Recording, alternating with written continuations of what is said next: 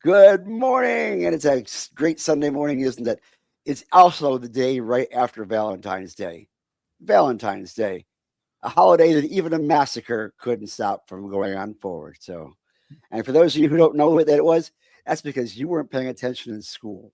You weren't listening to the history class when talking about the salacious history of Chicago. You just didn't get educated. And that's one of the things we're going to talk about today on the rotation.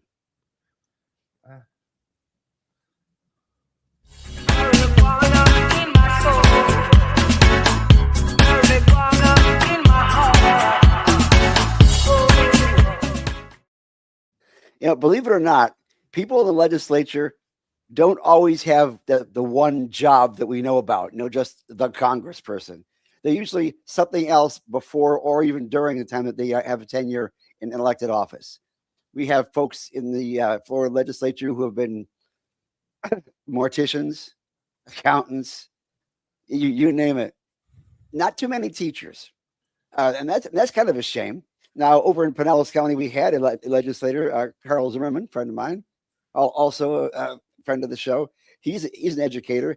And I think that's another thing that's really missing in the United States Congress are more educators, because for some odd reason, so many of them seem to be uneducated or educated strictly by special interests. And that's one of the things I'd like to get into with our guest today. But let's first go ahead and introduce ourselves. My name is Gary Stein. I'm the political director and policy director for Suncoast Normal and our master of public health. And there goes there. Did I get my sound effects? Yeah, you got it. Oh, I didn't hear it from my end. I gotta keep it low, because if not, it sounds like. Hey, Phyllis, can you see me? Hey, y'all. Okay. Well, this is because we are a semi-professional show. Don't try this at home. This tech is dangerous. That's why we have Carlos do it. And that is Carlos Armida, our deputy director, master business administration, and proprietor of the Chillum CBD and mushroom dispensary in Ybor City. And to my right, we have our executive director coming to us from parts unknown somewhere in southern Maryland or northern Virginia, or possibly in the district, or somewhere within a 500-mile vicinity. Could be West Virginia, could be Delaware. You never know. I'm currently to other states. I don't know what it is. Well, it would be the amount of shit that we talk to the powers that be, Gary. I got to stay on the move. That's true. It is so hard being active and not being a target nowadays. Well, I mean, there's a lot of crazies out there, including our guest opponent, who is an incumbent. He's running against the former Hispanic engagement director for Turning Point USA, which is the organization that Charlie Kirk ran. So, I would put much more stock in a teacher than the cuckoo who was trying to convert our people to be Charlie Kirk fanatics. I try not to lower the level of the conversation to the same kind of level of fourth grade inanity, the way that they often talk. I can't help but still calling her Anna Paulina lunatic. It just kind of like rolls off the tongue. I mean, that Daily Show segment where she was calling Trump our king really burned my freaking behind. Like, it grinded my gears to no end. This is America. We recognize no king but our Lord and Savior. Yeah. Except for those of us who are atheists. I'm not going to say which Cuban sitting at the table over there he is. No, Carlos was a Pastafarian last time I talked to him. He's on his spiritual journey of discovery. I pray to mushrooms. Yes, now he's Carlos, interesting development. We'll talk about it later, but the Maryland is currently planning to study mushrooms in a psychedelic task force for the next couple of years. So that'll be interesting to see what happens in the DMV in regards to that. I mean, the state of Virginia is moving forward with adult use sales under its new governor. So the hardest part of being in the South is being in the deep South, like Florida, Georgia, and the Carolinas, where there's progress is slow to none when it comes to reform. That's one thing that I'm really proud of our alma mater for, is they're actually studying psilocybin right now for mental health. So USF is above and beyond on that front. But So- USF is also under attack by Ron DeSantis and the DeSantis administration. Between losing its, they're trying to take away the Sarasota campus, Sarasota Manatee USF campus. They want to give everything away to New College, and New College is being run by Richard Corcoran, former leader in the legislature, who is getting $200,000 bonuses, and they're literally squeezing these institutions of higher learning dry while getting rid of any academic, programs that they don't agree with, whether it be gender studies or LGBTQ culture studies, African American culture studies. There's a tons of issues around academic freedom that we see in the Florida legislature. I mean, essentially, if you're not producing, ideological soldiers that fall locked up in the conservative movement right now, academic freedom is under attack. And so I'm really glad to have the guests that we have today, because he is a teacher. Gary, if you want to finish our guest intro, by all means, take it away, brother. Okay. Well, Florida, of course, is a microcosm for the federal government right now. The same kind of corruption you see here and coming out of Tallahassee expanded to a national level and multiplied by approximately 100 million. So that goes from million goes to trillion. Is so important. We need to go ahead and change the guard at the Florida level and then at the government level, because everything's under attack. Like you said, right? DeSantis actually tried to axe $68 million in funds to fund HIV and AIDS medicine. What was interesting, though, is the House said no. So we'll see how that works out. But that's the same kind of things that are going on at the federal level. It's like it's so important that we concentrate now that the primaries are on the horizon as to who is running for Congress. And one of the ones is one we have right here. Brandt Robinson, who is a teacher and a community organizer. And those guys become president every once in a while, don't they? Every once in a while. Well, first of all, I want to say thank you so much. I'm just honored and humbled to have the opportunity to speak to you and your listeners.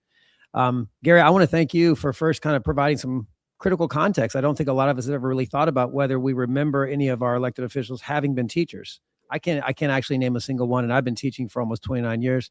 And Christopher, I really appreciate you putting in the context of why I'm here. I'm here because many of the experts believe that this is one of the only districts in the state that has the potential of being flipped from Republican to Democrat. And I think, the main reason that they understand that is because from the very beginning of Donald Trump's second term, even my Republican friends acknowledge that, the vast majority of Republicans pledged their unconditional commitment and loyalty to Donald Trump. A year later, they find themselves incredibly vulnerable because they have not been talking about the things that matter. I mean, even when I ask my Republican friends, and we don't argue, we respect each other, but I ask them, listen, just be honest. Can you think of a single instance in the last year where any Republican leader here in Florida or at the national level has actually been talking about, affordable housing, childcare, healthcare, and they can be honest. And so here we are in an opportunity to actually, be talking about the things that matter. But more importantly, especially Christopher, the context of Representative Luna, of all the inane, crazy things that she's talked about. She was recently on the Joe Rogan show talking about something I've never even heard of. I think she was talking about interdimensional beings. If you know what that is, guys, educate me. But she's also the same woman that's talking about the United States dropping out of NATO. She's also the person, as Christopher said, who wants to honor Charlie Kirk. So we understand exactly what we're up against. And I want to make sure that, before I turn it over to you guys as well, as this is really, for me, a critical time in our history. I actually earned my master's degree in African-American history. And I only say that because I really do know the history of this country incredibly well. And because I've been engaged in fighting to defend the teaching of our history, and because I've been part of a group here in Pinellas County for the last 8 years called Indivisible North Pinellas, we've been on the front lines. We've gone to school board meetings. We've stood up to Moms for Liberty. In fact, in 2024, all 3 Moms for Liberty candidates for school board in Pinellas County, they lost primarily because of the efforts of groups like ours to educate the public about who they really are. So that fight through my Indivisible group, and then getting to the point where I'm running because I understand this incredible opportunity that we have, but also because, this is the 250th anniversary of the American Revolution. And I think if we all just think back to what we learned about it in school, we remember the Stamp Act, remember the Boston Massacre. But I remember when I was a kid learning about the Minutemen And I hope you guys will nod with me if you remember, like, I got really excited learning about the Minutemen because I was like, man, these guys, they got to be ready on a moment's notice, right? But then kind of cross-referencing that with my life as an activist, what about all the other times that the Minutemen are, just taking care of their families, going to work, doing what has to be done? They're also carrying the tremendous burden and the tremendous weight that we've all been carrying for the last, several years.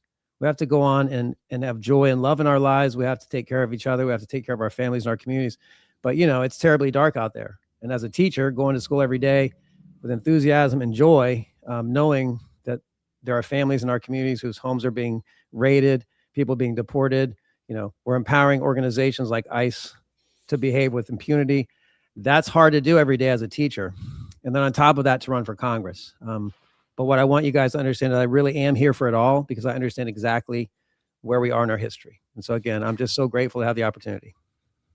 That's wonderful. I mean, it is critical that people learn more civics in school. I don't think people even remember any of the civics they had in school, or whether they're even teaching it nowadays, or whether the curriculum has just been changed around and abrogated, things of that sort.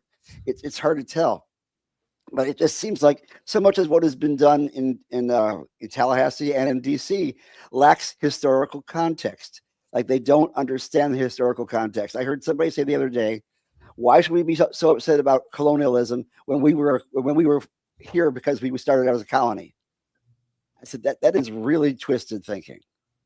Well, let's talk about historical context, Gary. Our founding fathers were willing to literally grab guns and point them at their own government because of a 3% tax, and we're dishing out 26% of our income to our own government these days. And yet here we are again.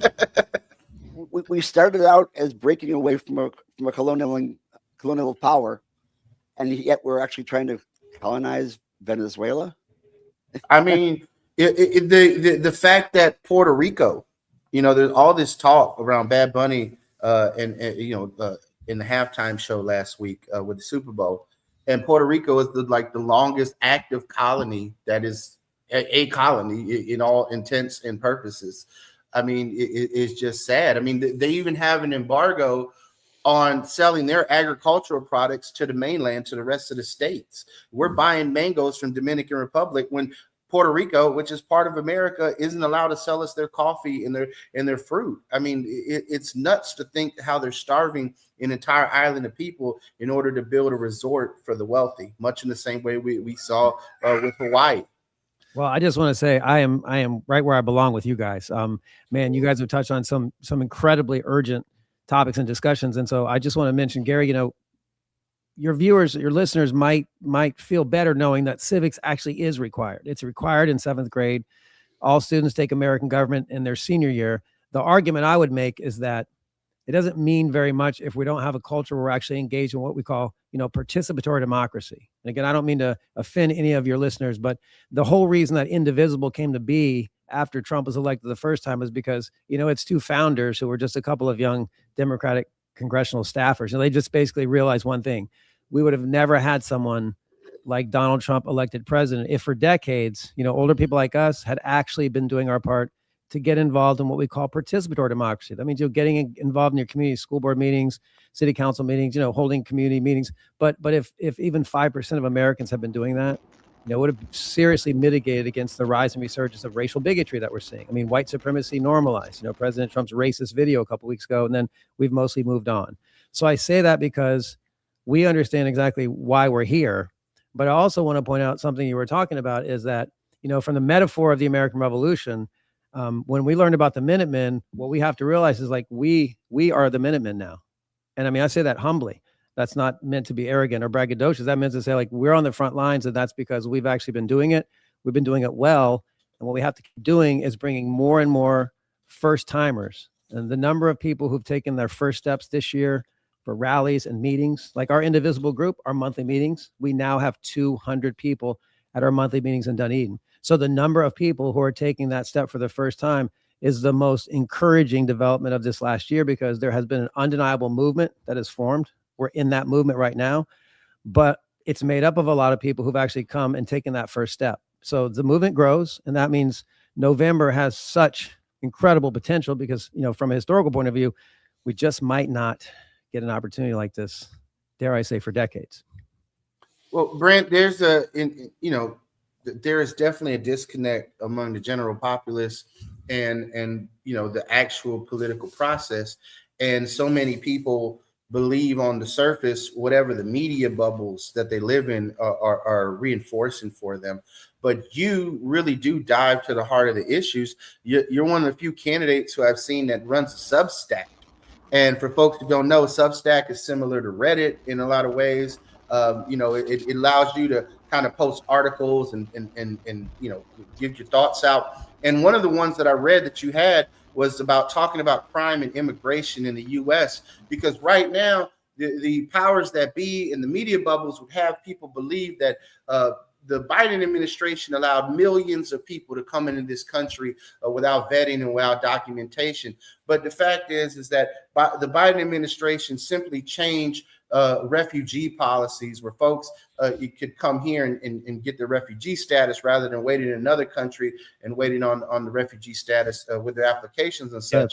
Yes. And the immigration crackdowns we're seeing all across America is because Geo Group and Core Civic, which are the two largest private prison companies, which I might also point out were founded by key Republican donors and former chairs of the Tennessee Republican Party, were basically busted on an investor call saying, hey, ICE isn't meeting the quotas.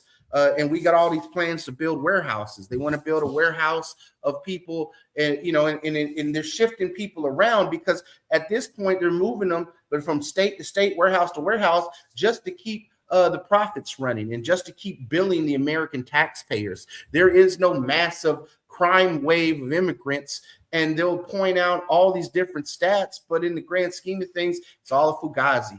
We're getting hustled again by, might I say, one of the worst hustlers in the 20th century. When people think of a bad businessman and a hustler, it has always been Donald Trump in the mindset of most people in business. And the fact that anyone would think that this is the guy who should be investing their dollars, that is just not a genuine statement. When I hear rich people and wealthy people say those things, it's like he's a puppet so you can make your profits and make it money off the American people. And be assured that there is still a pipeline to prison coming straight from the schools still.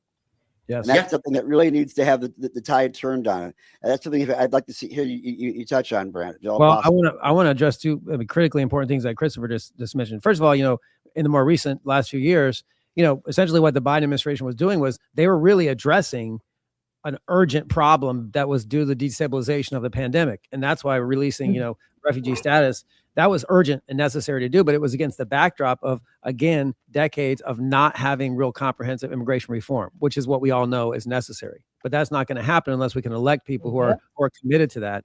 But I want to back up and I want to make sure we're all clear about something else that Christopher said. Guys, I hope as listeners, you really think about what I'm about to say. Think about the images that come to mind when you just hear the words ICE. It might involve the death of 2 citizens. It might involve, racial profiling that the Supreme Court has upheld in a recent decision. It might involve, just ignoring and utterly undermining our due process rights by invading people's homes. The point is, whatever you understand about ICE and where we are right now, it's built on an immigration policy that itself is built on two foundational blatant lies or blatant exaggerations. Guys, if you have Google, my brother is a criminology professor at Appalachian State University, but you don't have to be a criminology professor. If you have Google, you understand two things. Undocumented immigrants commit far, far, far few, as Christopher said, crimes than native-born citizens. You don't risk everything to come to a country and start a new life for yourself and then go out and start committing crimes.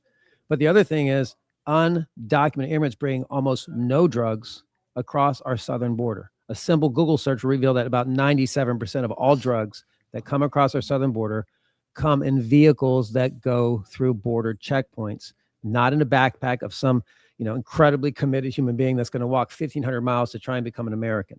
So if you really think about the fact that everything we've been seeing and talking about is really built on the foundation of blatant lies, an immigration policy that is basically based on fear, then what we understand is this. Our biggest challenge is, with no disrespect to fellow citizens, but in my estimation, what Donald Trump has been able to do is to convince millions of fellow Americans that A, their country has been taken from them, hence make America great again. And upon that lie with all of the racist, replacement theory and eugenics and all that, it's also based on the fact that they have been conditioned to know who the enemies are. Donald Trump has conditioned them. He's named the enemies. They can point with him to the teachers like me or to people in media. So we're living through essentially an unfolding fascism. And so we find ourselves in a moment where if we understand exactly not only where we are, but how to fight back, we've been fighting back successfully. That's why I'm excited about having the opportunity to serve in Congress, is because all my life I thought, who are these crazy people that would actually, give up everything to run for political office? And now I'm doing it while I'm teaching full time. So thank you again for the opportunity. Brandt, we appreciate your courage. I've run a congressional campaign. It is not easy, especially when you're full time, like you said, you're trying to provide for the well being of your family, and you got students who you care about. So there's definitely a focus there where you got to keep doing what you're doing, and then also you have to worry about all the other issues that are affecting the world on a daily basis, because Congress really is the basis of our government. We put so much emphasis on the president of the United States because that's what the media has created for so long, but it is the will of Congress that controls our money. It controls how our kids get educated. It controls the laws that determine what's going on. And we have been complaining for years as an organization, as the National Organization for the Reform of Marijuana Laws is normal. The president has this policy, the president has that policy, but the Controlled Substances Act was passed by Congress. We can blame Richard Nixon all we want for marijuana being illegal, but it was a Congress that pushed that through and made it happen. And you talked earlier about individual being some young motivated folks forget that NORML itself was some young motivated lawyers at the 1968 DNC convention who were like, man, we got to do something about this prohibition. We got to do something about weed being illegal, and Keith Straught now is in his 80s, our founder, still sitting on the board of directors, still pushing. And we can see that, we're working almost on 60 years now of modern prohibition, and continue to fight it and continue to push. And a little bit every year, we see a little bit more progress. And then, for every step we see on progress, we see 2 steps back, and we have people in the media echo chambers saying, oh, well, Trump's going to legalize it. The biggest thing was back in 2018 when he signed the Farm Bill. Trump's going to, Trump legalized weed because he made hemp a legal agricultural commodity. And all we've seen now is Trump signed into the budget with no debate when the government was shut down, basically outlawing an entire industry across the country with a 1-year kind of moratorium on it. And it's going to put people like Carlos out of business. Thousands of small, hardworking business owners. So, and much of them in your district, in your area. Carlos has a chillum in St. Pete. So I wanted to kind of, we talked about these grand, 1,000-foot level issues, but let's really shrink it down to what you do as a representative. Your job is to help the people in your district, is to advocate them for DC. And you got a small business owner that you're sitting right next to that the president and the Congress are pretty much trying to put out of business. And you're sitting around there, tell the people, like, is there anything nefarious going on around what you're seeing right now? Tell us what you see in that shop, Well, I want to speak to 2 things that you said. First of all, our campaign, remember, I'm teaching during the week. But once a week, I have a Zoom meeting, guys. I have a policy team. I mean, this is still quite surreal to me. I have these incredibly committed citizens. I'm joined by one of them here in the studio named Corey, who's our veterans coordinator.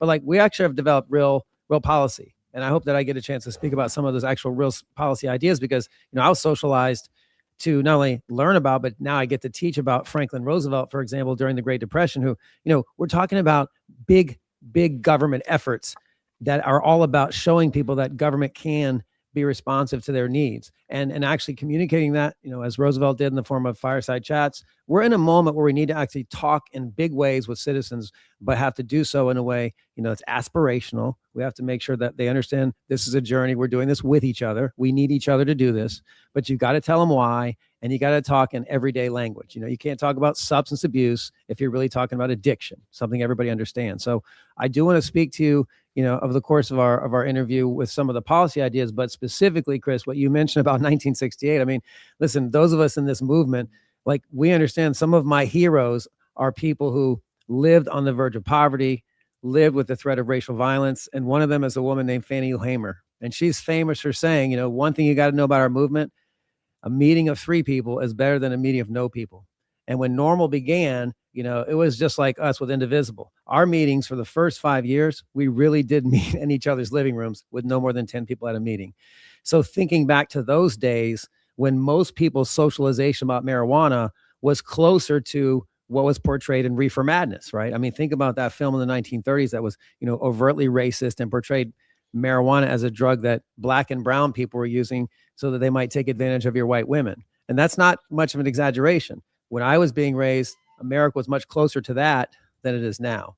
So we're at a point now where, there's an undeniable movement that says we're never going to ban marijuana in our country. We're never going to ban cannabis because we've had a failed experiment with the prohibition of alcohol for 14 years in America. And we've moved in the right direction. I think what we need to talk about with marijuana reform is, listen, it's time for us to talk big with each other. We all enjoy a beer every once in a while. And guess what? More Americans now use marijuana than alcohol. Let's call it for what it is. Let's honor the people whose habits are basically dictating where we should go as a policy. We should have the federal government taxing marijuana, right? Just like it does alcohol and tobacco. But we should also have federal money used to address some of the real legitimate concerns that we've learned about. About 10% of people that use really do chronically use, and there are some real health concerns with that. And we have to acknowledge those things. But guess what? We're mature citizens. We know we respect each other's time. We're not going to invade people's personal spaces if they want to enjoy marijuana or a beer. So let's acknowledge it and let's benefit as a society by just coming out of the dark in the closet and actually moving together and moving forward in a policy that even our children will easily understand when they become adults. You remind me of when Charlie Chris was on the show. He came on saying, if you can brew your own beer, you should be able to grow your own. That's right. That's a good point. And, Brandt, one of the issues you talk about, folks educating you is, and this is one that I think I consistently want to educate folks seeking office and policymakers in general, is that just because we end prohibition doesn't mean that we end the negative effects that it's created for so many decades. And the key one is around your right to work, right? So many people are still getting fired from their jobs because we haven't modernized workplace drug testing laws. And more than that, we consider cannabis presence in people's bloodstreams or urine or hair or whatever as an indicator of impairment. But it's not, because you could have smoked some weed 3 months ago, and depending on how fat you are, it could still be in your body. That doesn't mean that you're not qualified to go to work on Monday morning. And I think that is a key thing, is how we think about impairment and where that means for workplace drug testing, because you can give someone a 90-second test on an iPad and determine if they're impaired for anything, not just cannabis, but if they're taking legal prescription pills, versus being invasive, like you said, hey, pee in this cup, or hey, give me some blood, let me take your hair, right? The invasion of privacy. And I really think that all lawmakers really need to address that. And for federal lawmakers, it's going to be more around issues around the Department of Transportation, and also for our military, for security clearances. There are so many things that people, yeah, sure, maybe the guy's running the nuclear missiles, totally clean. I get that. But the guys who are on reserve duty, who are firefighters and MPs, the guys who have chronic debilitating illnesses, they're just trying to get 2 more years so they can get their retirement. There are so many different things, and we can even look at allies abroad who have worked on this. The Israeli military, they have the reserve duty status guys that can use cannabis. We're seeing the also, from a patient point of view, the ability to utilize it in hospitals, because you use it at home, you have a chronic debilitating condition, you get sick, really sick, to the point where you need 24-hour care or additional monitoring or a health crisis, and now you have to be cut off of this medicine that you're utilizing daily to be healthy. And so these are issues that policymakers are going to have to grapple with. And I know there are so many other important issues to deal with, but I just don't want the voice of the patients and the needs of the patients to get lost in the wash. And Yes. and one of the folks here on the show is our communications director, Katrina Pink. And I like to say Kat is our voice and pulse to the streets. So Kat, you got a member of Congress in front of you. Hi, Kat. what Hey, Brandon. I haven't had the pleasure to Sorry, shake I your was hand. late. That's okay. Pink, what is I your know. question for Brandt, right? Brandt wants to be the congressman that's going to represent the Tampa Bay area in Congress. You tell him what is it that you feel as though the people really need right now from someone like him who wants to represent us. Okay. So I really appreciate that, Kano, for chiming me in, because I did have a question. Okay. But it's still on topic what you're asking me to clarify or how I bring it about. But I'm just trying to stay on what it is Brandon said in regards to I might actually how help do you out. you bring. Yeah, I might help you out, Cap. I just Yeah. kind of follow up. I feel like if the federal government takes the very first massive step to both acknowledging that Americans enjoy marijuana, right? We don't have open conversations about the fact that we enjoy alcohol anymore because it's just part of our culture. It's a part of our socialization. We're always working to have more responsible treatment for alcoholism. We're always working towards more understanding about people's needs at work. All of that's already happening. It will happen if the federal government takes the lead on actually not only taxing marijuana, not actually providing federal healthcare services to those people who might have problems with it, but what will happen is it will also streamline efforts at the state and local government. What will start to happen is we won't have any, in some cases, absurd laws that have to do with decriminalization, because even now you can still, serve a year in jail for a small amount of marijuana. We will do away with that day. Put that day on there. Yes. And also, what Chris was talking about, workplace standards would have to change, where guess what? Your job performance is what indicates how well you're doing at your job. We won't need to have drug tests anymore because we'll understand that the country is moving in a direction of being more responsible. But then when people start to see the income that's coming into the federal government from taxing marijuana, we start to see that we're actually using that money for other policy ideas that we're advocating. That's when you start to move in the direction of people really buying in and believing, not just in the policy, but for me, just as importantly, believing in government. Remember, Donald Trump has actively worked to undermine people's faith in our very institutions. Think about the pandemic. Think about what he's done with Doge. That's been working with millions of Americans who don't actually have faith in government. Think about how many of your listeners might even talk about how they don't trust the media. It's been working. Okay. So what we're doing, Cap, thank you so much, is what we're doing is we're not only talking about policies now, but we have the burden of knowing that as we move forward, we're kind of like almost trying to make this country what it must become and repair the harm that's been done. So, Kat, I appreciate it. I want to hear your thoughts. Yeah, for sure. Like I say, it's just pretty much piggybacking off of what you said, because I feel like if that was addressed a little more, it can really get to someone, because as soon as you said it, I was just like, oh, wow. All right. So that hit home.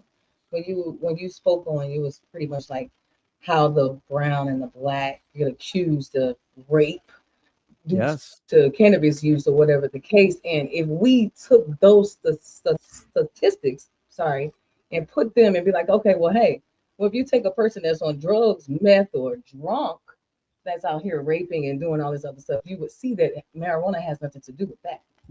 So, but how do you bring, what my question is how do you bring that up in like your campaigning and trying to bring it up to people to get them to understand that that's not the case? How do you bring that up? Because that's very interesting. Okay. First of all, do you see me exhaling? Exhaling, because I think what happens, Kat, when we have honest conversations is you automatically, immediately, even from the first conversation, you start to demystify the subject. And when people start to demystify it, especially if it's a subject that's rooted in, people's pains and dealing with issues of addiction or about, the harm it's costing people at their jobs, people feel better when you start talking about it. But what I want you guys to know, and what I want the listeners to understand, is that our campaign is actually committed to having a monthly town hall meeting. And this is really important to understand, because our representative, Ana Luna, hasn't had a single town hall meeting in the last year. In fact, the Indivisible group that I've been a part of for the last 8 years, we held, listen to this, an empty chair town hall 6 months ago in Pinellas Park.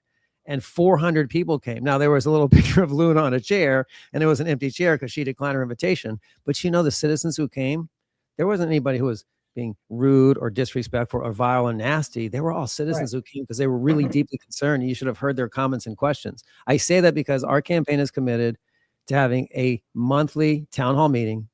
We'll rotate the location in different districts.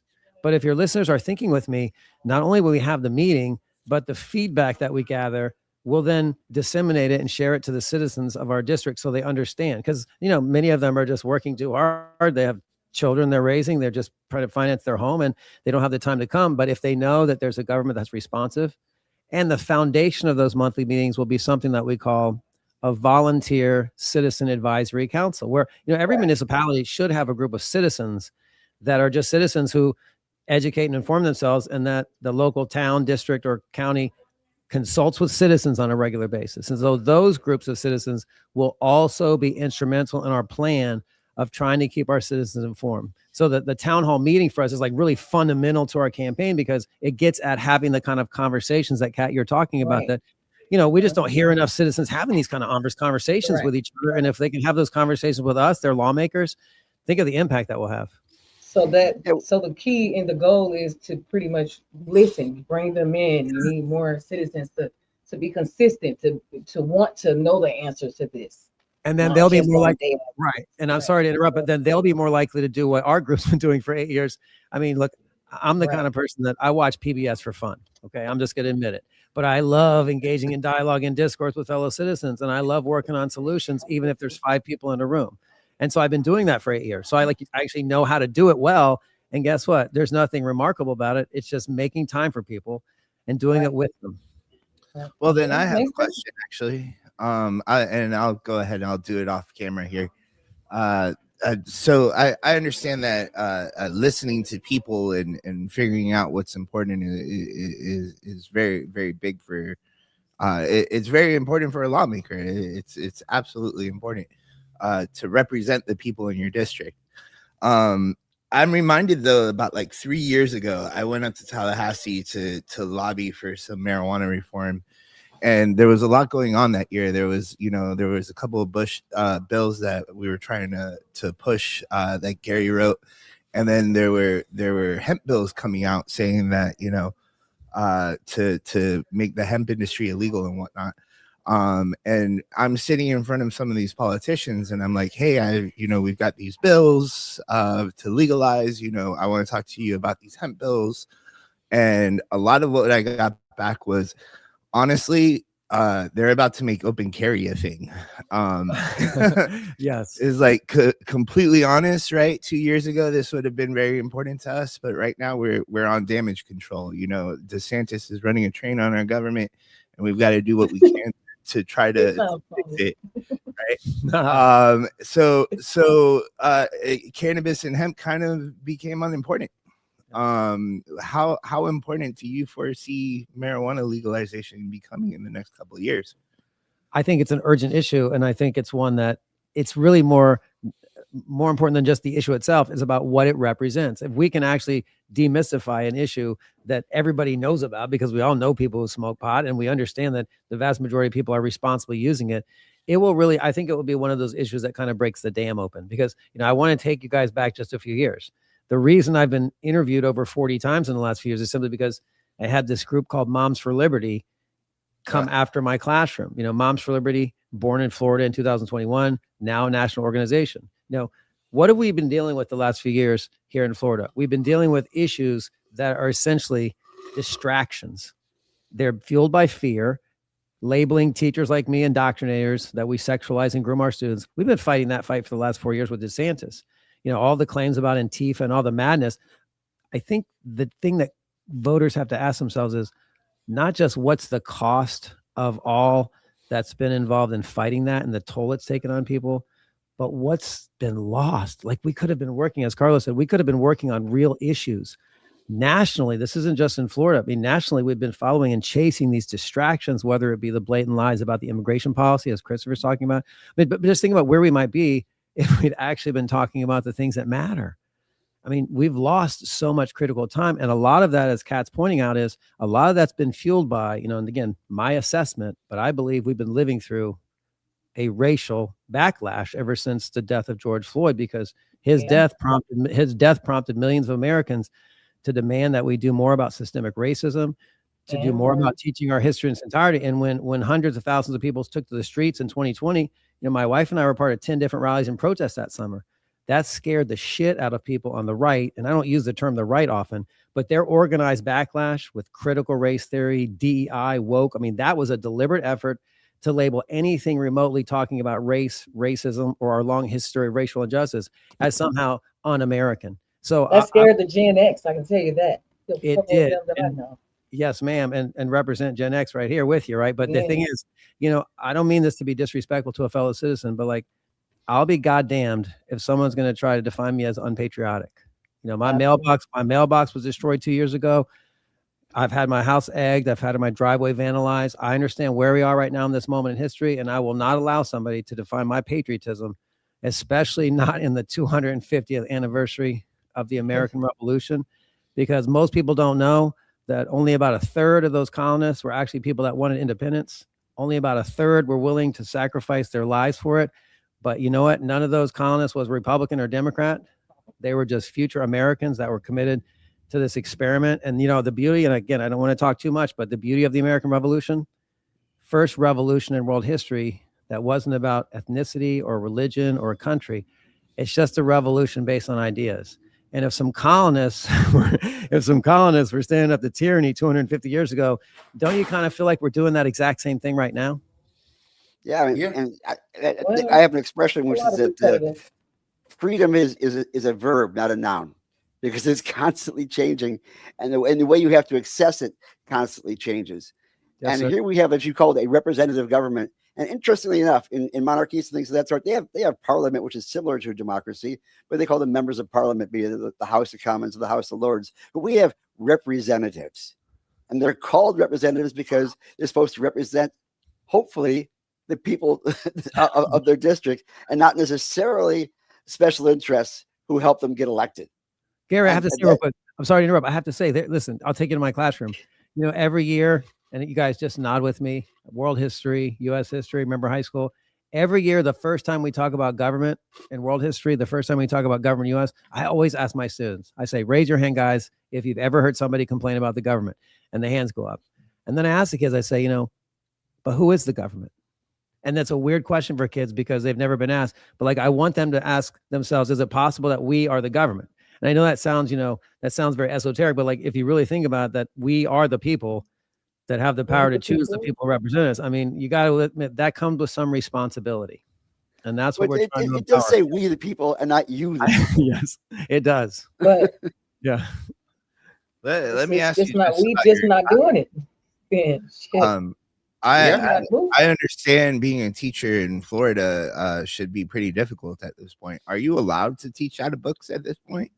Like, is there a book other than The Art of the Deal that you're allowed to use? I think your question is so critically important, because what I've been addressing the last 15 years, my wife and I actually trained teachers for Pinellas County. While we were teaching high school together, at night we were training teachers of the program that's called Transition to Teaching. These are people that come from other professions. The one statistic we always share with them at the beginning is one that's most devastating. And I wish all people in the public understood. Over the last 20 years, almost half of all public school teachers in America don't make it to the end of the 5th year of their career.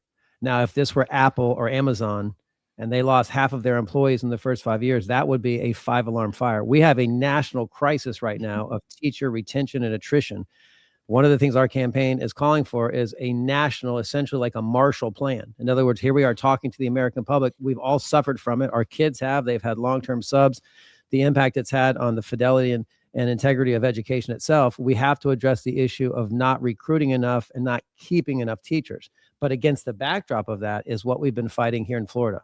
All those efforts from, the so-called Don't Say Gay bill, right? A lot of citizens maybe never even heard of it, but a lot of citizens remember that. They think, well, whatever happened? Well, the deliberate demonization and attacks on public school teachers has had a tremendous effect on teachers going into the profession, especially if you're a young history teacher here in Florida. All Florida teachers after 2011, Senate Bill 736, 2011, are on an annual contract now. That means their job is more tenuous at the end of the year. They have to be essentially hired back the next year at the end of every year. So their job's more tenuous.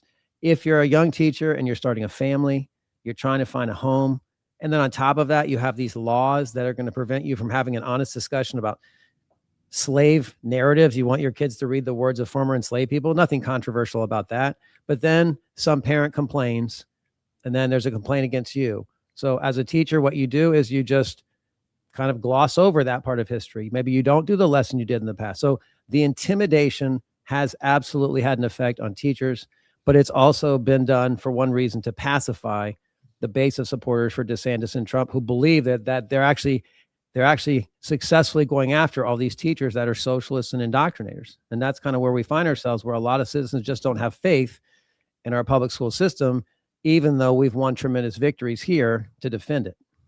Well, you know, Brandt, I wanted to touch on that because when I'm not here on the show talking shit or fighting to legalize it, I actually run the political department for one of the largest labor unions, around the Service Employees International Union, and I run the political department for the local in the D.C., Maryland, Virginia area.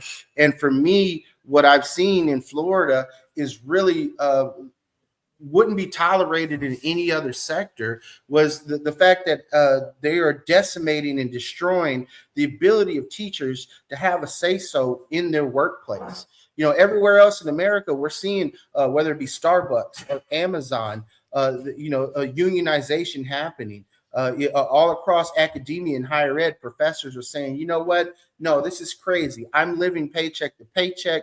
I don't have health insurance. I get fired at the end of every semester and I have to get rehired, and it doesn't work. It doesn't make any sense, especially when I got student loans and a family to take care of.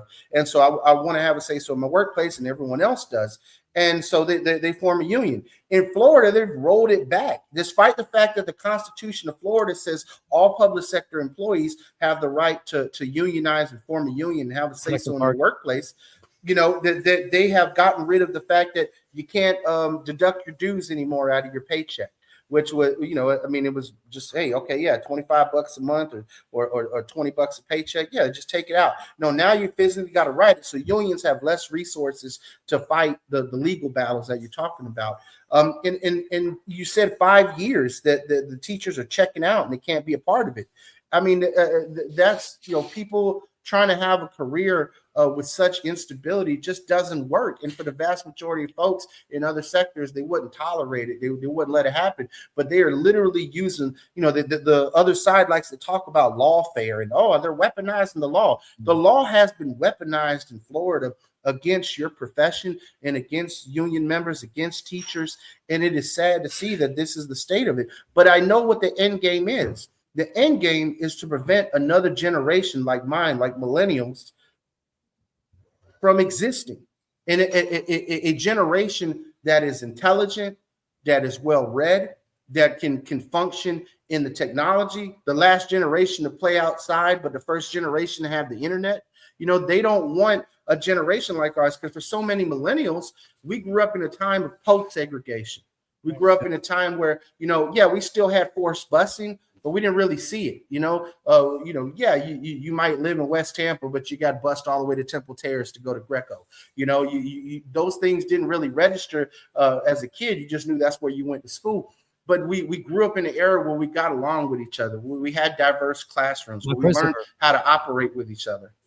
Now, Christopher, I want to tell you, every time you speak, man, you're articulate, eloquent, and pointy and urgent. So I was going to say, I'm going to address two things you said. Then there were three things you said, but I really do want to address a few things. First, most Floridians don't even understand that in 2023, the state passed what was called the Paycheck Protection Act. It was deliberately designed to undermine and demonize unions. As you said, it makes it harder for us to actually have members, because now instead of their paycheck, deducting the dues right from their paycheck, they require that we now have to go to a third party, and that decimated membership. But guess what? Not a single union in the state has collapsed because of it. We fought back, as we always have and we always will. I would want your listeners to understand, isn't it time here at the state level, obviously I'm running for the National Congress, but here at the state level, isn't it time that we make it clear through our elected officials who are running and supporting these candidates? Isn't it clear that we can finally say, hey, Republicans, no disrespect to you for being a Republican, but you've had control of the state legislature for 25 years. What have you done with that control? You've attacked teachers. You've undermined the integrity of public education. You're not attracting new teachers to the program. And so isn't it time for us to give people an opportunity to do that very thing? That's why what we have to be able to do is make sure we point out to people that, guess what? All of those accusations about indoctrination, sexualizing, grooming teachers, guess what, Governor DeSantis, with no disrespect, not a single teacher has been dismissed in the last 4 years for any of those reasons. Not a single one. So all of these things that you're making national urgent issues, not only are they not, but they've taken away from the time and money we could have been using for the things that matter. And I think we have to be able to frame the issue as one of not only credibility, but also making it clear to people that what we're doing is as patriotic as anyone else, because we're actually taking time to care for others. You know, I always tell people that my mom's birthday was yesterday and she turned 81, and I'm my mother's son.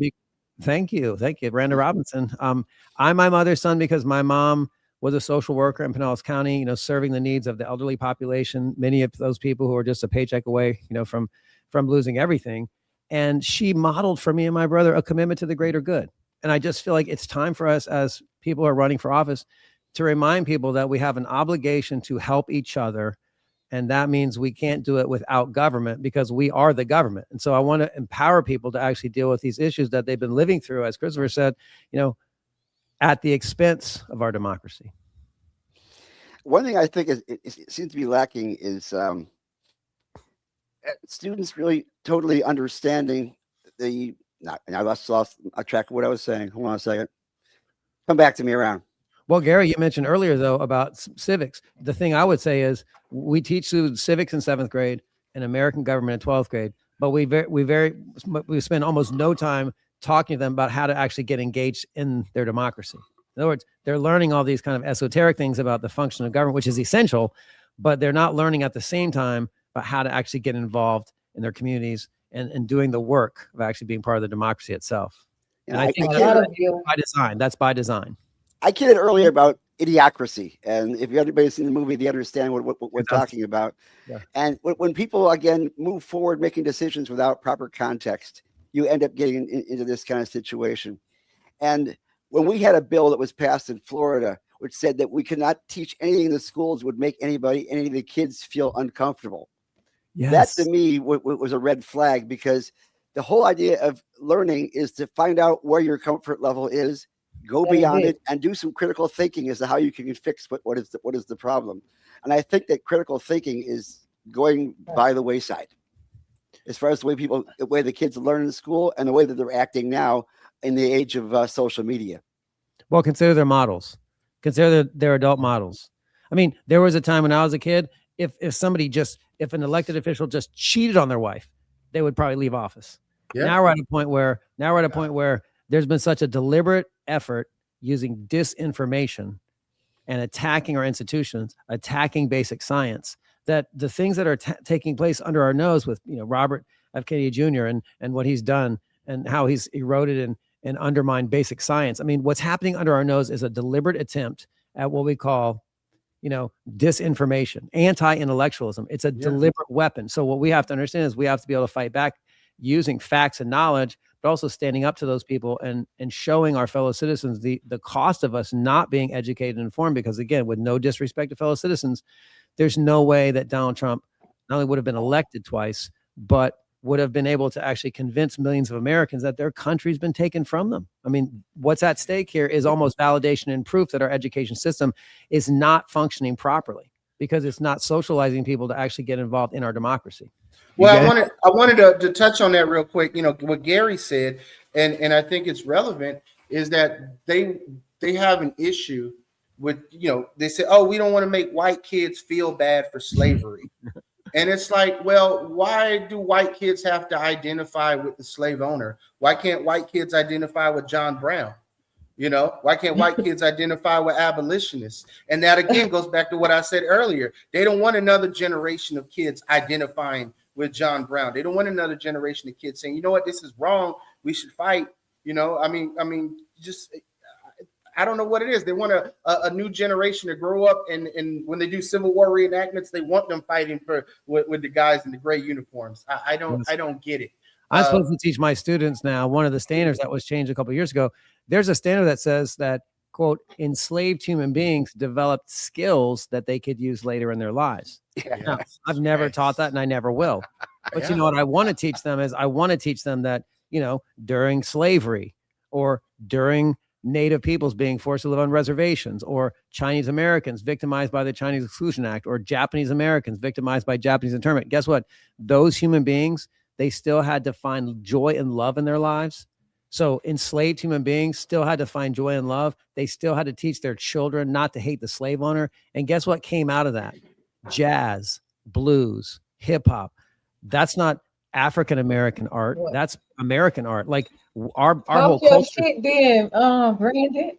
Well, our whole culture is built on. But our whole culture is built on the sacrifices of people who were demonized simply because they weren't quote white. And here's one of the ironies that should blow your minds, but most people, because they don't even know, is that race is an artificial social construct.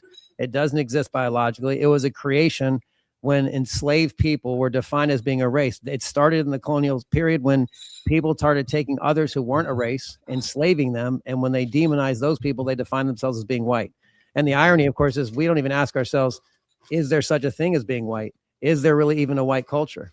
You know, well, that was what I found interesting when that State Department hearing we saw this week. There's a known white supremacist that Trump has nominated, and he's saying white culture in America is dying. And a white senator had to ask this guy, please define what white culture is dying in America. Help me. He struggled. He struggled, didn't he? And he couldn't, because it's ironic, because the other thing I know is in white culture, if you want to address that, is that there is a hierarchy, and certain white people believe that they're better than other white people, and we see it when we see white people make excuses for it, you know, because I always hear, well, the Irish were also slaves. Well, remember one thing, the definition of being white in America has always been about one thing: not being something else. And I don't say that lightly. I mean, you can go to, you know, People versus Hall, Supreme Court case in California in 1954. Bottom line is, being white has always been about not being something else. And the irony is, if you lined up 50 people on a wall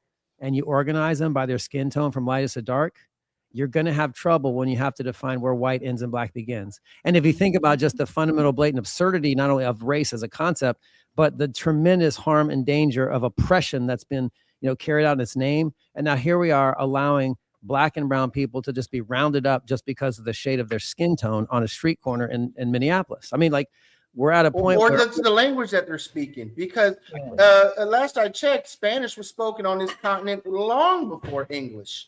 You know, it's America's first colonial language.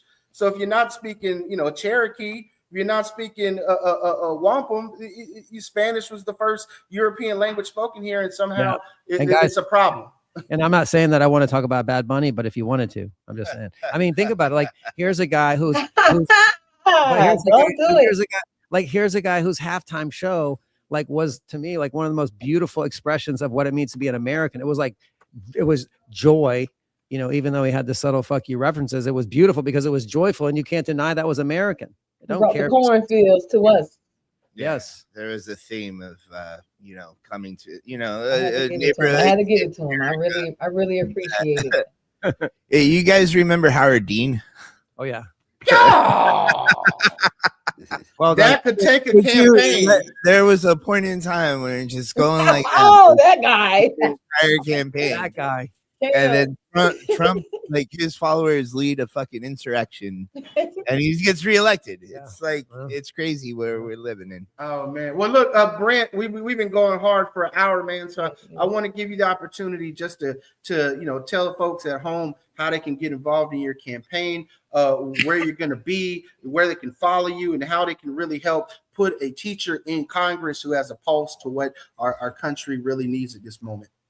And the parameters of your district, so everybody knows where they can vote for you. Excellent. Okay, so how about the four of us just say this, guys? Can we all say together, BrandtForCongress.com? Everybody, it's BrandtForCongress.com. Okay, one more time, guys. Come on, everybody together. BrandtForCongress. Wait, on the count of three. Like being in church. On the count of three. 1, 2, 3. BrandtForCongress.com. Well, the first thing I want you to know is what is District 13. The story is important because David Jolly is a Democrat running for governor right now. David Jolly used to be a Republican, and David Jolly used to be the representative for District 13. But because he was a moderate Republican, the state of Florida redistricted 13, and they did it because they wanted to remove a significant part of South and Southeast St. Pete, a lot of African-American voters. They did that on purpose to remove them from the district. So District 13 is still about 80% of Pinellas, minus about the southeastern portion of St. Pete. What I'd really want your listeners to understand is, again, many experts are saying that District 13 might be one of only 2 or 3 maybe in the state that has the chance of being flipped. And one of the reasons is because, as I said, Representative Luna just has not been talking about any of the things that matter. She's not been here. She's not validated, her constituents by being present to listen to them, right? So what I would hope your listeners could do is go to our website and, click on the hamburger menu, volunteer to get involved if you can. There's even opportunities, if you don't live in our district, to volunteer from home. But let's be fair about something. The most important thing is contributions.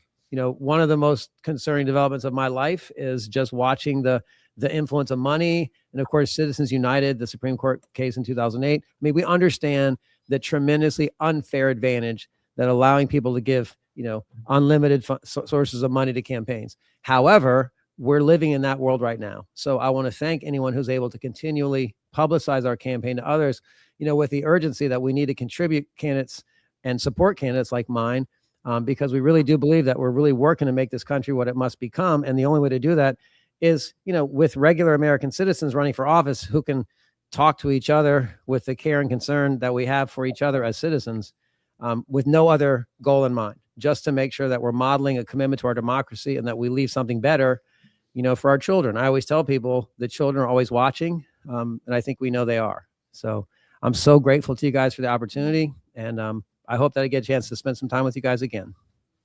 Well, we appreciate you, Brandt, and thanks for coming on the show. Thanks for continuing to lead the fight. I really enjoyed this morning.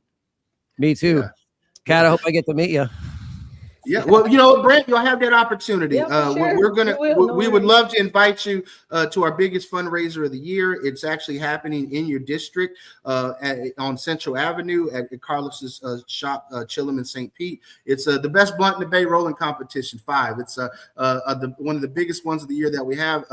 Any candidates running for office are welcome to come out, talk to the people, let folks know it's a good time. For some candidates, it might be too lowbrow for them. For others, it's a place where you can get a pulse to how people really feel. Hey, Christopher, lest there are any questions about you guys being about standards, right? The biggest blunt rolling, is that what you're talking about? That's high standards talk. Yeah, exactly. Kat can tell you she's been a judge for many years in the competition, and she is very critical of the contestants. So only the best make it to the final round. She's the only one I know who can roll a pre-roll that looks exactly like Lyndon Johnson, and it's just dead on. Man.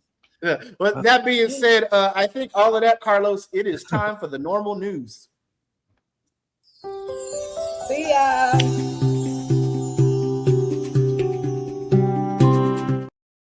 So at the top of the news, Florida senators have approved a bill to increase medical marijuana supply limits and slash patient fees for veterans. A hearing before the Senate Health Policy Committee on Wednesday saw members advance legislation from Senator Alexis Calatayud in a vote of 10-1 in adopting a substitute version that, under the proposal as amended, a doctor will be able to recommend up to 5 70-day supply limits of cannabis or up to 10 35-day supply limits of smokable marijuana products. Under the current law, doctors can only provide a recommendation for a maximum of 3 70-day supply limits for non-smokable cannabis and 6 35-day supply limits for smokable cannabis products. Now, this would make it so doctors would need to evaluate patients for medical marijuana qualifications every 52 weeks, which is essentially a year, rather than current statutory requirements of every 30 weeks.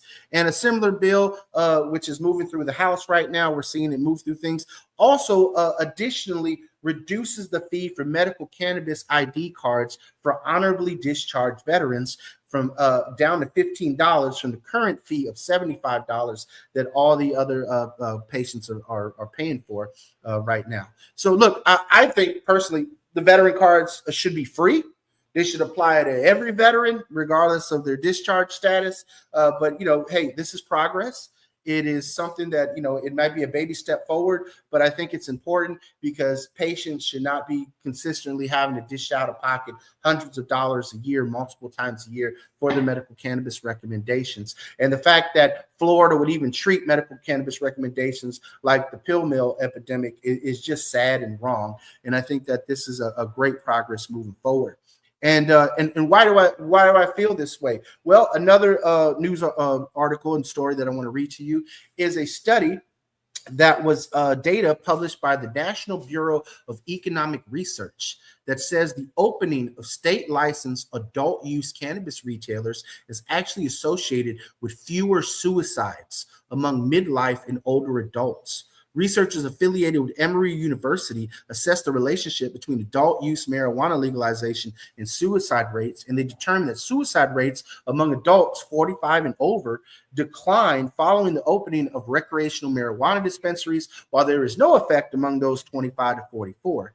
These results hold when controlling for other state-level factors, such as beer and cigarette taxes, opioid policies, unemployment rates, poverty, income, none of which show significant impacts on the suicide rates. These findings are important because of the implication that access to recreational marijuana has a palliative effect among older populations, which manifests in lower suicide rates. The study's authors concluded these findings contribute to the growing body of literature on public health impacts of marijuana legalization, offering evidence that recreational dispensary openings may play a role in reducing suicide among older adults, particularly in vulnerable subgroups. One of those groups being our veterans. And I think that is important for us to continue to uplift that our veterans do have it tough, and that we still, at the federal level, even though we fight every year to get the VA to recommend it, we still see it cut out of the budget each and every year. So we're going to continue to push that.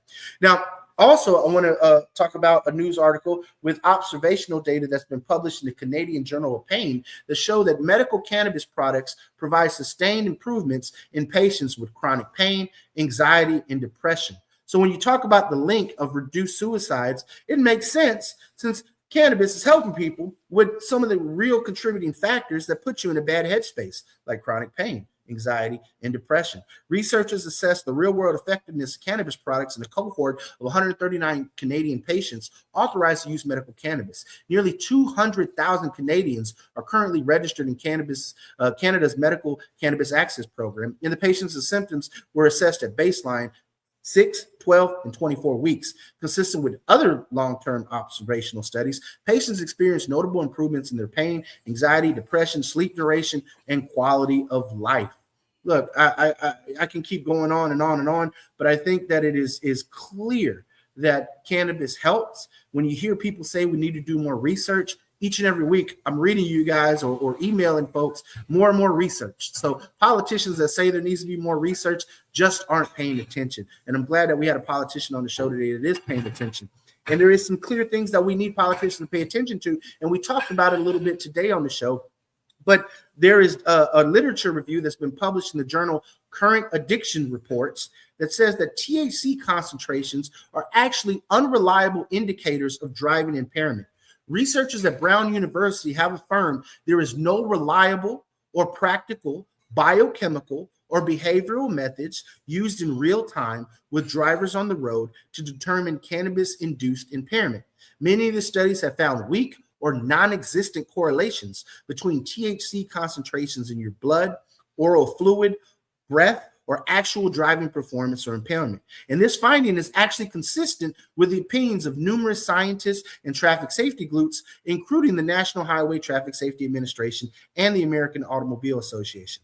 The study's authors concluded these findings collectively underscore that THC concentrations in common biofluids like blood and saliva, and even your exhale breath, are unreliable as the sole indicators of current driving impairment. There is no empirically supported threshold for blood or oral fluids that reliably indicate cannabis impairment. So as state legislators and even Congress start to look at what standards they want to put on workplace safety in regards to cannabis, you need to understand that most of the data that they're moving forward with is oftentimes propaganda. It's not scientific, and the science is showing that there is no breathalyzer test, there is no peen in the cup that's going to show your impairment. Again, we need to move away from the drug testing policy regimes of the 20th century, and we really need to move forward by utilizing the effective technology we have today. A simple test on a pad or your personal device could show, whether or not you're impaired, whether or not you're qualified to be on the job. That being said, I want to transition off of these stories and really talk about some political news stories that are really important right now, because in multiple states, dark money groups that have private prisons funding them, that have smart approaches to marijuana, which is getting dark money from prohibitionists and billionaires that don't want to see this move forward, are trying to dismantle legalization in multiple states. We see anti-legalization ballot initiatives that want to roll back legalization in Massachusetts, in Arizona, in Ohio. I mean, and this is really concerning. An Ohio referendum that is challenging the marijuana recriminalization law. The state attorney general in Ohio has authorized petitioners that they can begin collecting signatures in favor of a proposed referendum that's going to challenge a GOP-backed law. Republicans have passed a law in that state that want to recriminalize certain marijuana-related activities. In December, Republican governor of Ohio, Mike DeWine, signed SB 56 into law. That law amends or repeals various provisions of Ohio's voter-approved adult use legalization law. Among the more significant changes, it criminalizes possession marijuana products that are obtained from out of state, including products that are legally purchased at a licensed dispensary in neighboring jurisdictions. So if you go and buy some weed from Michigan and bring it back to Ohio with you, you're going to be in some deep doo-doo when it comes to the law. It also repeals provisions that protect adult use consumers from facing workplace or professional disciplinary action. We've been fighting for worker protections. We've been talking about on the show today, and they are rolling it back. They've made it law. So now the voters are taking to the streets to collect petitions to fight that. Now, switching over to South Dakota, lawmakers have rejected bills that sought to dismantle the state's voter-initiated medical cannabis program. You may recall Kristi Noem, who is currently heading up Homeland Security, when she was governor of South Dakota, multiple times vetoed and rejected any progress, even when the voters approved it when it came to cannabis. Well, members of the Senate Health and Human Services Committee voted down a pair of bills this week that sought to gut the state's voter-initiated medical cannabis access program. Specifically, Senate Bill 181 sought to close down the program, while Senate Bill 194 sought to restrict the type of cannabis products available to patients. Look, we've seen this in Florida. We've seen it all over the country.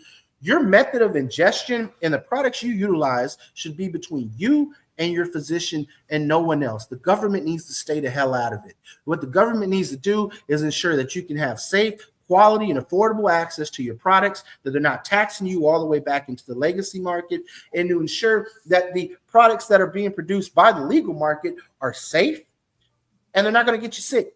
Because I can tell you what we're seeing in Florida with that corporate booth that they're selling has mold, it has bugs in it, it has pesticides, and for the grand scheme of things, rather than Wilton Simpson being a decent commissioner of agriculture and cracking down on that, he wants to crack down on Carlos and thousands of responsible hemp producers all across the goddamn state. And it makes absolutely no sense to me when there are multi-million-dollar, billion-dollar companies that are selling people, sick people, some bullshit. I mean, and I'm at a point right now where I'm angry. You know, I'm so angry each and every week to see that politicians are not doing their jobs. And I'm grateful to Gary for booking an amazing guest this week, a politician who clearly is doing the job of educating our children, someone who doesn't want to, just line their own pockets, but actually wants to make real public policy change. And each and every week, we're going to continue to bring you amazing guests through the spring and summer. That want to address those things. And you're going to get to better know candidates by watching the rotation, but we need your support to do that. So I'm asking each and every one of you out there today, hit the like button, hit the subscribe button on YouTube. If you're watching on Twitch, go ahead and subscribe. If you're watching on X, retweet this, hit the heart. If you're watching on Facebook, like, share, comment, subscribe, talk shit. As a matter of fact, there's a lot of people out there on Facebook who don't like what I have to say, and that's fine. Come on to rotation in the comments. Talk shit every week. We talk shit back. It's fun. We have a great time. And Carlos is probably recovering from a dab that he just did off camera, and I appreciate that, because this year in the Best Blunt in the Bay rolling competition, which is our biggest fundraiser of the year, might I add, where all the proceeds go to our advocacy and educational efforts. All right, it doesn't go into anybody's pocket. It goes back into our efforts to legalize it. You will actually get the opportunity, not just as a judge or a contestant, to roll up this year, but all judges and contestants will be eligible to enter the Chillum Dabathon. Some people might be asking, what's the Chillum Dabathon? Well, contestants will be fed dabs by Chillum hemp tenders, most likely Carlos, until they simply can't continue. There are no timers. There is no mercy. The last person standing will be crowned our smoking champion, which I think is amazing. Having a dab competition definitely brings a new element. Each and every year, we bring you new elements to the rolling competition. This is the Best Blunt in the Bay 5. You can see our Best Blunt in the Bay 3 champion right there with belt. So I'm looking forward to see who's going to go home with the belt this year, who's going to be the last person standing in the Dabathon. So, of course, get your tickets now. Go to suncoastnormal.org. Early bird prices are still available. Get them before they go up, and get them before they sell out. Back to you guys in the studio. Okay, I should mention, if anybody wants to do some research, I know some of you guys in the far right love doing your own research, right? Go to congress.gov and take a look at all the bills. You can do a filter to see what pro-cannabis bills have been filed since 1971, when the Controlled Substance Act actually came through. And you will find out that a vast majority of those bills were filed by the Democratic Party. However, that has changed over the last few years, and we are seeing more Republicans who are actually filing pro-cannabis bills. That means that people are starting to wake up and realize that if they want to be in a representative government, they have to realize the fact that this government now, this people that they represent are more bipartisan in support for cannabis reform and cannabis legalization than they ever were before. Mm-hmm. So it's nice that we have at least one topic that's somewhat unifying, because we've had so much divisiveness over the last few years. And that's kind of things we're working on a national level by bringing you these candidates and things of that sort. In regards to the state, I want to put out one quick thing. Senator Claudia, by the way, it's a hard name to pronounce. Her bill needs to be amended, and it needs to be amended to match the House bill done by Partington, which hasn't seen an actual committee yet, because it included opioids as a qualifying condition. And that is so important, because we know for a fact, and there is tons of research to verify the fact that cannabis can be used to reduce opioid poisoning, as they used to call it in the 1800s, when they first started using it for that, and now moving on. So if you have a chance, contact the office of Senator Claudia and tell her that you need to have that piece amended into her bill, so that when Partington's comes on, they don't take that part out to match her bill. And Gary, we've made it real simple. If you go to normal.org and you go to our Take Action Center, click on Florida, you can actually click on the bills, and it'll automatically generate an email to your representative. You have the opportunity there to add a few more words at the bottom of the email and just say, hey, we need to make sure that opioid addiction is a qualifying condition. So we've made it real simple for folks to be able to do that. So visit normal.org, go to the Take Action Center, click on the bills for Florida, and send emails to your representatives, especially on this bill in regards to our veterans, the medical cards, and of course, the recommendations for the doctors to be able to recommend it for a whole year. And program note, next week we do have Fentress Driscoll on, who is the minority leader for the House in Tallahassee. And the week after that, we will have Senator Carlos Guillermo Smith to give us the wrap up for this year's session. Nice. And we got a candidate for the mayor of St. Petersburg coming the week after that. So we got some great guests lined up for us that are public policy makers, that are lawmakers, candidates aspiring to office. So I'm pretty excited. And, coming up over the summer, we're going to have some more great guests. I know we're working on some governors of various states who have done some great things in regards to pardons and cannabis. We're even looking at folks who have been a part of the legacy market joining us. I know Gary's got some feelers out there. We're trying to get White Boy Rick on the show, so I'm pretty excited to see where we land with all that. But yeah, I think it's important to see how things shake out. You know, before we go, one last thing I thought that was interesting. President Trump pardoned ex-Dallas Cowboy Nate Newton, who actually led the Cowboys to Super Bowl victories, 3 of them back in the 90s. And in 2002, Newton was arrested in Texas and convicted of federal drug trafficking charges after police found $10,000 in his truck and 175 pounds of weed in the accompanying vehicle. The president hasn't publicly discussed the pardon or the nature of the offense, but the fact is that Trump clearly has been handing out pardons. There is a lot of clemency going on for people who face marijuana-related charges, but such pardons have been relatively rare during Trump's second term. And I got to give a shout out to the Last Prisoner Project, because what they've been doing at the state level and what they've been doing to advocate for people to get prisoners released is so important. And thank you to them for the great work that they continue to do. Thank you to all of our allies in this sector, whether it be the Last Prisoner Project, the Drug Policy Alliance, the Marijuana Policy Project, Minorities for Medical Marijuana, the Florida Cannabis Action Network. These other groups and folks are allies and friends of ours who continue to push for each in their own lanes, their own public policy choices that they want to make, because there's so much that cannabis touches. You can't do it all as an organization, but we at Normal endeavor to do it all. We want to see the mission accomplished. The mission is simple, 2 words: legalize it. So again, hit the like and subscribe button, support the mission of what we got going on. And Carlos, the last word as always goes to you, brother. Smoke weed every day.